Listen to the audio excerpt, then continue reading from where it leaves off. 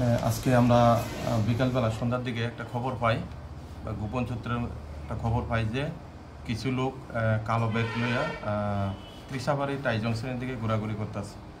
তো এই খবর পাই আমরা আমাদের স্টাফ অফিসাররা সাথে সাথে যায় এবং এখানে গিয়ে কিছু লোক দুইজন লোকের ডিটেইন করি ব্যাগ সহ, কালো ব্যাগ সহ।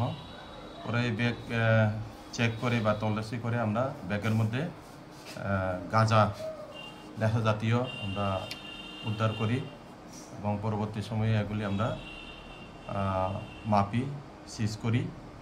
সিজ করার সময় একজনের কাছ থেকে আমরা 8 কেজি 900 গ্রাম পাই, আর একটা 9 কেজি। দুইজনকে আমরা ডিটেইন করি। একজনের নাম হচ্ছে সন্তোষ দেববর্মা, আরেকজনের নাম শ্যামল দেববর্মা। তারা বাড়ি কোথায়? সন্তোষ দেববর্মার বাড়ি হচ্ছে রাধাপুর থানার আন্ডারে গয়াচরণপাড়া, আর শ্যামল দেববর্মার বাড়ি বিনা কোবরা মান্দাই থানার আন্ডারে। যে গাঁজাগুলো বাজার মূল্য কত? বাজার মূল্য তো এটার তো অ্যাকচুয়ালি বাজার মূল্য নাই, তো কালো বাজার মূল্য ধরেন কেজিতে যদি এমন 15,000 20,000 করে ধরা হয় তো এভাবেই রেটটা আসবে।